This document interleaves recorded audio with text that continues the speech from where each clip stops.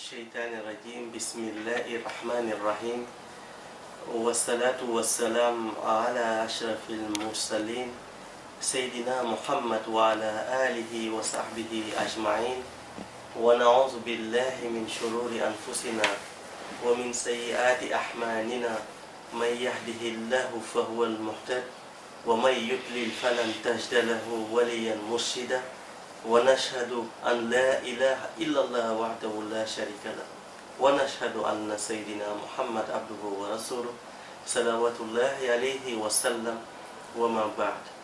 Mes chers frères et sœurs en Dieu exalté soit-il, c'est toujours un réel plaisir de nous adresser à vous et un grand honneur de parler de cet être exceptionnel, merveilleux à tout point de vue, sensible aux demandes sociales, respectueux à l'essence humaine et qui, dans son éternelle détermination, n'a jamais baissé les bras sur son engagement. Je veux nommer le prophète Mohammed al-Mustafa sallallahu alayhi wa sallam. Dans la psychologie de l'être humain doté de toutes ses facultés morales, psychiques et physique, loin parfois de la sénescence, se pose toujours des questions sur son évolution et ayant peur parfois de passer à l'échec, mais la foi reste son nourricier. Il a besoin dans sa psychologie de demeurer dans la quiétude pour rester constant dans sa vraie valeur intrinsèque, dans sa culture multidimensionnelle spirituelle. Nous parlons effectivement du dogme et de la recherche et du décryptage des signes que Dieu exalté soit-il nous offre chaque jour devant nous. Inna fi khalqi samawati wal ard wa ikhtilafi al-layli wan nahar la ayatin li ulil albab. Dans la création des cieux et de la terre, dans la succession de la nuit et du jour, il y a des signes pour ceux qui sont doués d'intelligence. Exactement ce que tout être doit chercher, se concentrer et pour voir d'ailleurs ces signes d'abord et ensuite être très attentif pour les décrypter. Comment maintenant les voir, où les voir et comment les décrypter. Tolstoï, célèbre écrivain russe, disait d'ailleurs sur le chemin de Mohammed, de par son accord avec la raison et la sagesse, s'étendra à l'avenir sur le monde entier les enseignements du prophète Mohammed alayhi salatu wassalam. Ce qui nous amène donc à parler de sa sublime lumière qui développe l'intelligence de celui qui la pratique et comment la pratiquer. Et c'est en devenant un pratiquant constant de salatu ala nabi, comme Dieu exalté soit-il, nous l'a indiqué et ordonné de faire après l'avoir pratiqué lui-même, exalté soit-il, avec ses anges sujets à réflexion.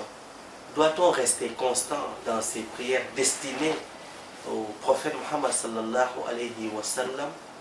Oui, effectivement oui. Doit-on en faire une principale occupation? La réponse est bien oui. Ces prières vont-elles développer l'intelligence? La réponse est bien oui. Deviendra-t-on mohammedien puis ahmédien par la suite? Mohammedien, oui. Ahmédien, dans un sens où le surpassement, l'isolement, la créativité deviennent accessibles à la pensée, qui devient d'ailleurs le territoire occupé gracieusement par la lumière sublime du prophète Mohammed sallallahu alayhi wa sallam, un autre sujet à réflexion.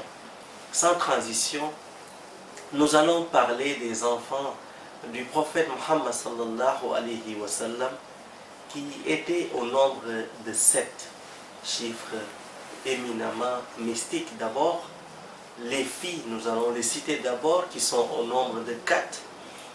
Zainab radiallahu anha, Rokhia radiallahu anha, Kalsum radiallahu anha, Fatima az-Zahra radiallahu anha. Toutes de même mère, Khadija bint Khuwaylid radiallahu anha.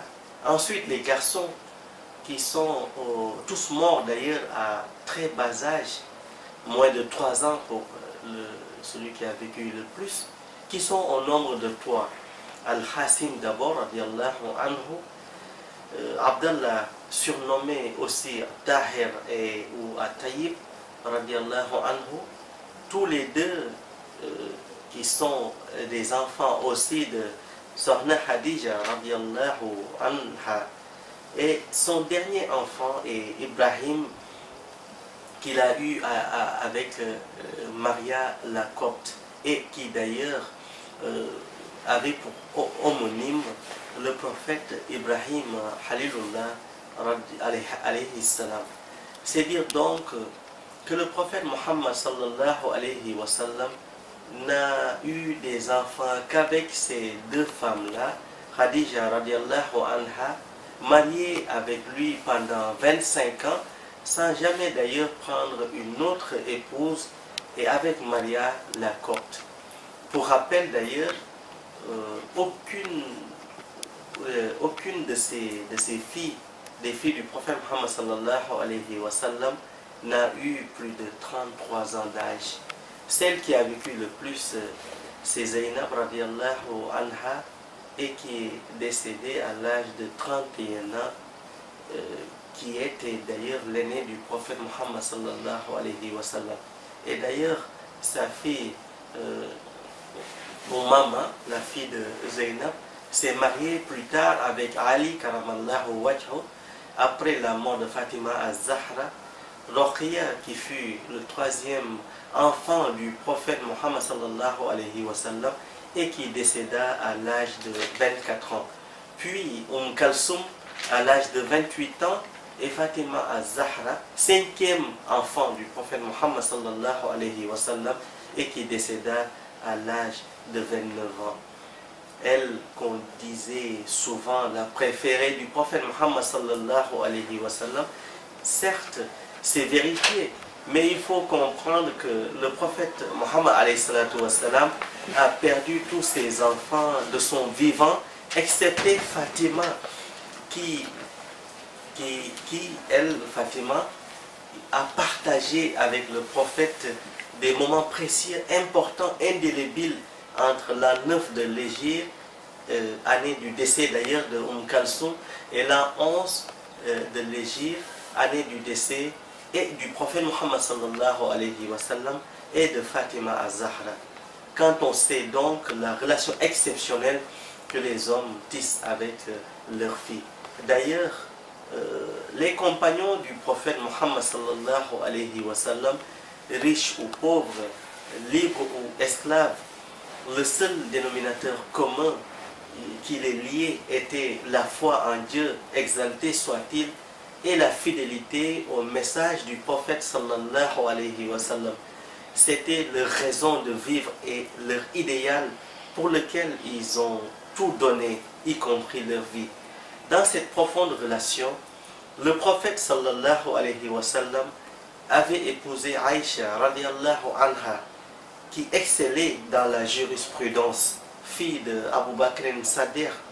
Ensuite Hafsa radiallahu anha, fille d'Omar ibn Khattab radiallahu anhu. Il avait aussi sa fille Fatima radiallahu anha il avait donné d'ailleurs sa fille Fatima Zahra radiallahu anha à son cousin Ali karamallahu wajhu, et Ousmane Bounafan,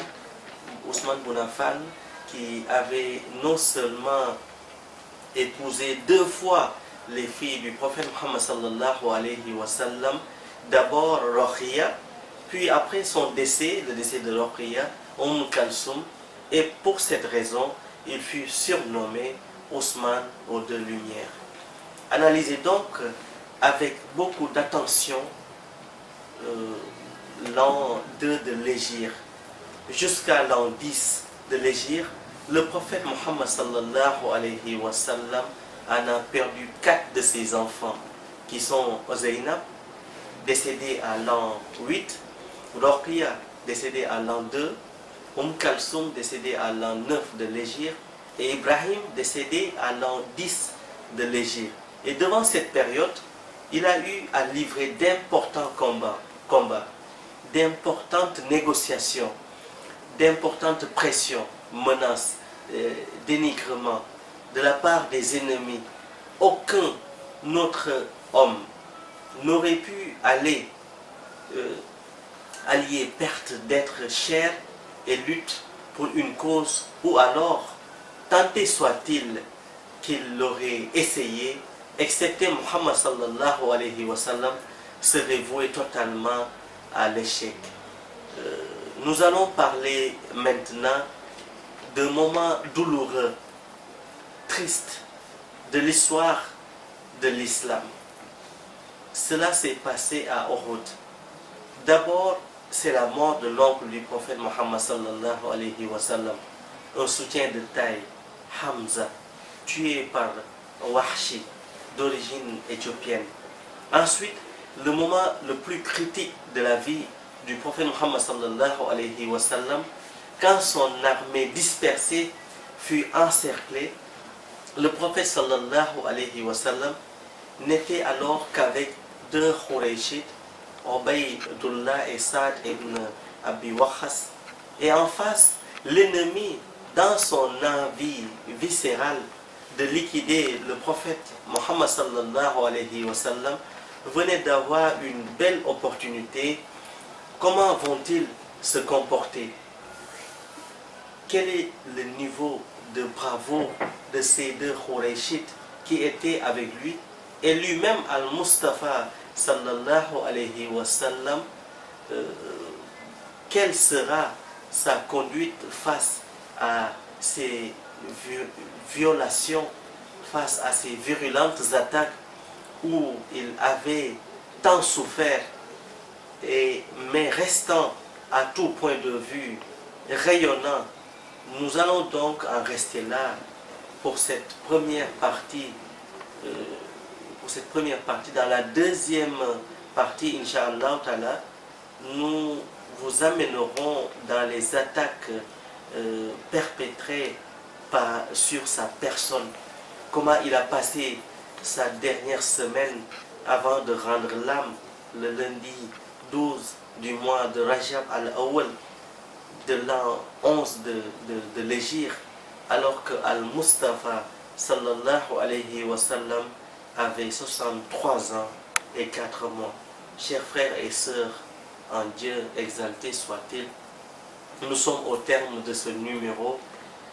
Nous vous souhaitons que Dieu, exalté soit-il, fasse de vos vies et de nos vies des vies remplies d'amour au prophète Muhammad sallallahu alayhi wa sallam. Allahumma salli ala sayyidina wa maulana wa habibana Muhammad sallallahu alayhi wa sallam. Subhana rabbika rabbil izzati amma yasifun. Wassalamu fi dunya, wassalamu fil akhir, wassalamu ala al-mursalin, walhamdulillahi rabbil alamin.